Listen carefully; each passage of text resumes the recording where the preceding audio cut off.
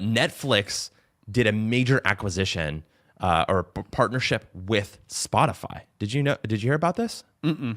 So they posted, this is literally less than 24 hours ago, starting in early 2026, a curated selection of Spotify's top video podcasts, including shows from Spotify Studios and the Ringer Network, are coming to Netflix. Janky. The Bill Simmons podcast, the Zach Lowe Show, the McKay, I'm going to lose some McShay sponsors show. here. There is a whole bunch of these that are coming over to Netflix. And so basically what they've done is they have licensed content from Spotify, just like this interviewer was asking Adam Mosseri, and are going to start putting those things on Netflix. Now, let me give you a quick history lesson before you jump in, because it's a huge deal that this is happening. And there's something related to YouTube, actually, that this is related to as well. So Spotify's, first of all, I'm just going to put a disclaimer up front. I am a Spotify hater. I just don't like Spotify. Way back in the day, I loved Spotify, but I just can't support Spotify now because of a whole bunch of reasons related to their sort of way that they pay artists, the way that they treat things, and also, in my opinion, the fact that they hate music. I know it's crazy to think that the music streaming service hates music. Well, it's because they don't want you to stream music because it's expensive for them. And so all the way back in 2015, they had an idea 10 years ago. They said, hey, what if we put podcasts on our app instead of music? And of course, they still have music on there. But the more people listen to podcasts, the less they listen to music, and the more money we can make. And so in 2015, they started to flirt with podcasts a little bit. They added things from Comedy Central, ESPN, BBC, literally licensing content, just like Instagram is today. I mean, not Instagram, Netflix is today. And they kind of saw some modest success there. Not really that successful overall. And so they realized, hey, we need to really double down on this if we're going to try and take this seriously, if we're going to try and figure out our business model. So they, in 2019 and 2020, during the pandemic, pivot to quote unquote audio first, which is crazy to think because, like, what is Spotify other than audio first? So they buy one of my favorite podcast studios, Gimlet Media, to go exclusive with them for $230 million. They buy Anchor, which was a basically YouTube for podcasts at the time when there were no video podcasts, or not as many, for I think it was between $50 and $100 million, maybe $200 million. And then after that, they also eventually bought Joe Rogan, right? Was that $100 million as well or something? Yeah. It was $100 million. So they're spending money. And then also they do other things, like they buy ad tech, they buy scale, they bought the Ringer and Megaphone they basically spent over $1 billion, from what I remember, on all of these acquisitions through 2019 to 2021. So they buy all of these, and their strategy is to go exclusive with all these podcasts. Nobody else gets these podcasts. Can't post to YouTube, can't post on traditional podcast apps anymore for the most part, and 100% have to listen through the Spotify app. So what they're going to do is they're going to get you to subscribe. You'll either subscribe for music or for podcasts, and they'll keep you subscribing because you listen to all of your audio in this app overall, right? So in 2021, they kind of roll out paid podcast subscriptions. They continue to increase their ad network and things like that. And then eventually they start to realize that they can't own all of the hits. It's just the strategy is not really working anymore. And so around 2023 or 2024, what happens is they start to merge some of those things internally. They don't let the studios be independent internally anymore. They, I think that's when they do it was 2023 or 2024 when they re-signed with Joe. Re-sign with Joe? I think it was 2024, end of 2023. Okay, so 2024, he re-signs with them, but he's now no longer exclusive with them. He starts posting their stuff back on YouTube. And long story short. Why is that? Because Joe and his team knew. They're like, we got to be on YouTube. Like, he's never even talked about that publicly, but they knew as creators, that's what he is, like in his own respective space. Yeah. They had to be on there to survive, exactly. Right? To like be relevant again, because they were just from his fandom. But another thing Adam said that I think every creator needs to know, and I was like, yeah, he's right. If you're not growing, you're slowly dying. Yeah. And Joe and creators know you have to be on the platform that has all the attention. In this case was YouTube. Even if you get paid $100 million, because what's more valuable than the money for him, I think, is his legacy. And part of his legacy is the attention people have to him and the love they have for Joe. Which brings us to today, which is that what they've done is they've cut a bunch of shows, they've cut a bunch of the workforce, they've re-upped with Joe Rogan, but they also still have a lot of exclusive podcasts, and they have doubled down on video podcasts in particular for things. So they've been posting these video podcasts. There are these, of course, long form things because they're podcasts. You can watch them in the Spotify app, but you can also watch them on YouTube. So along comes this deal with Netflix, who they are right now going through a lot of things. They've signed a deal with Mark Rober. They've signed a deal with Miss Rachel. They have talks going with a bunch of other creators. And what do?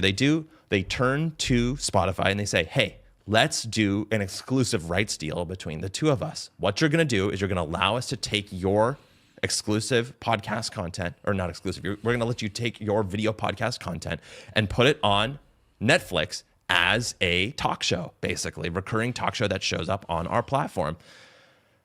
And what do? They also have a stipulation that those videos get taken down off of YouTube. So YouTube is now losing that content. So if you look at all of the commentary, a lot of it is people saying, oh, well, why would I subscribe to Netflix for this? I can get them on YouTube. And then somebody says, well, they took them off of YouTube.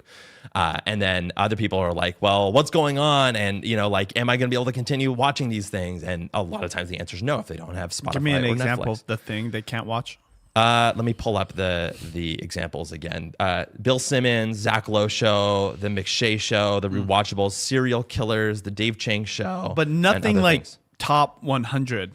Would you say? I'm not 100% sure. I haven't gone into it. These are pretty popular podcasts, like the Ringer, right? Is the network, for example, that's showing up on Netflix. And I will tell you one thing without knowing these people. I'm just like a gut guess here.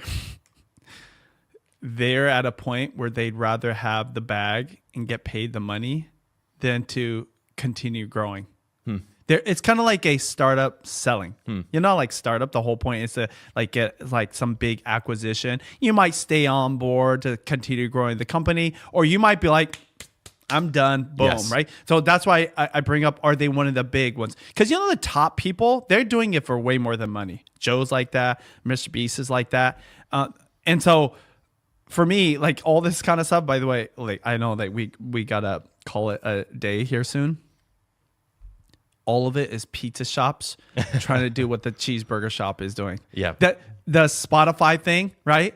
It's just them janky way of like, hey, I want to take advantage of what's going on over here, which is the TV. Netflix, funny enough, they are kind of a cheeseburger shop already, right? But like you could say they're like the chicken burger, right? shop, okay? Like it's in the same realm of things. They should keep doing the chicken burger thing. Like they're trying to get some of the cheeseburger magic when they should just keep doing the crispy chicken, the spicy crispy chicken thing, and they'll be 100% fine with it.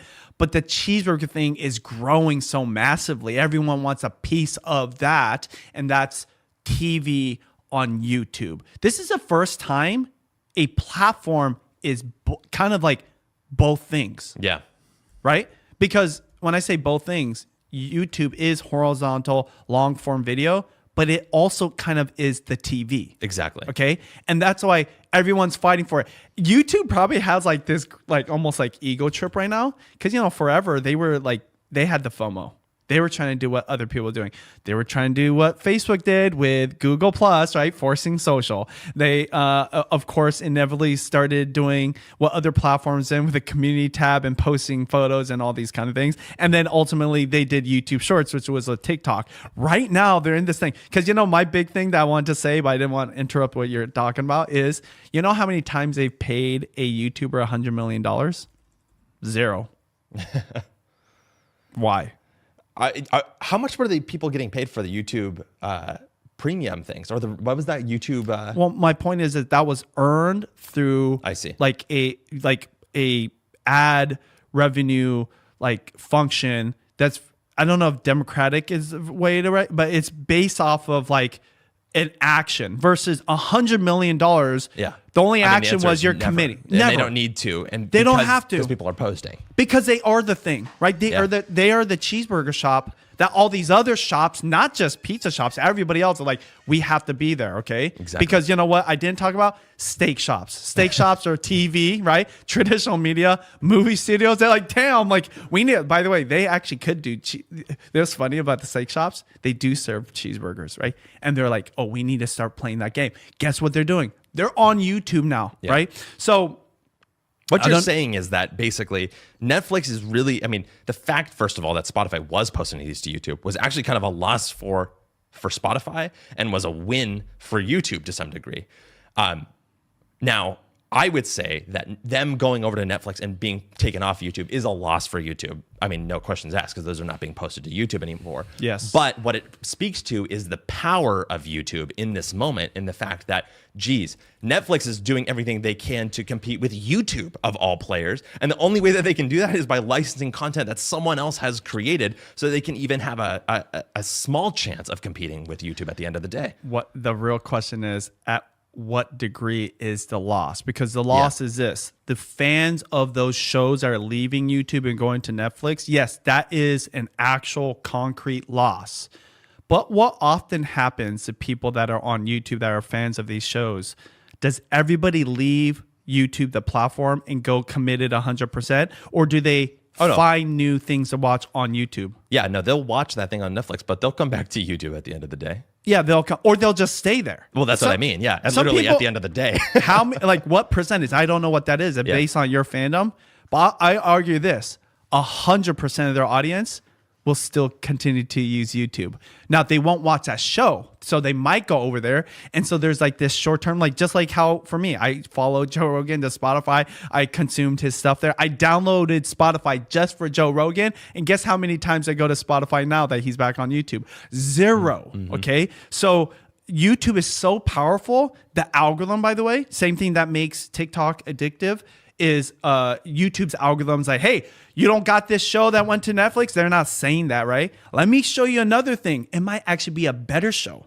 See, you're so committed. You know, like have you ever like become a fan of somebody so hard that you're like forgiving of their mistakes or shortfalls, or you don't go? It's kind of like being a Mariners fan, yeah, right? Of course. They suck so bad, but if you're an actual fan, you don't even entertain the Yankees.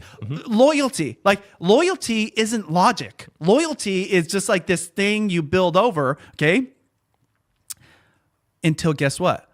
That loyalty isn't there for you to be loyal to, right? In this case with YouTube, guess what you do? You find another team. How many times in the beginning did you say people watch that Mariners documentary and they have never been a Mariners fan? They don't even live in Seattle, and now they're rooting for the Mariners.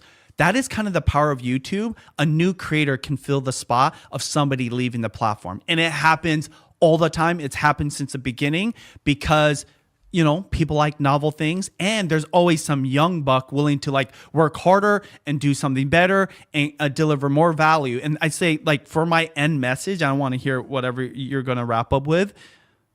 Anybody, including people that have already gone through their prime season of being a creator, has a huge opportunity right now to reinvent themselves or be the next big thing. Be the next Mr. Beast. Be the next Judy Travis. Be whatever, because the era, right? The kind of the frontier of long-form content and TV is just getting started. Yeah. And all these, that's why when you bring in all these news reports, it's all the pizza shops, all the other restaurants desperate to take part in this long line of people lining up at the cheeseburger shop, and they can't do it unless they completely change. But if you completely change, guess what?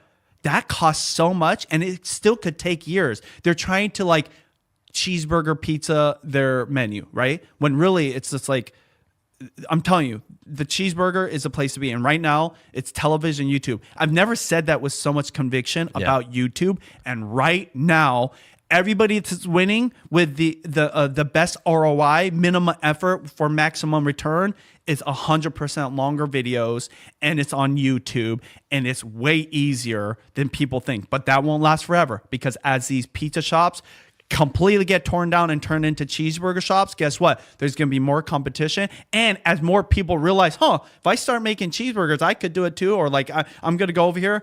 It's just going to get competitive, and it's not going to last forever. And that's why all these stories are just evidence that something huge is happening, and it's happening on YouTube.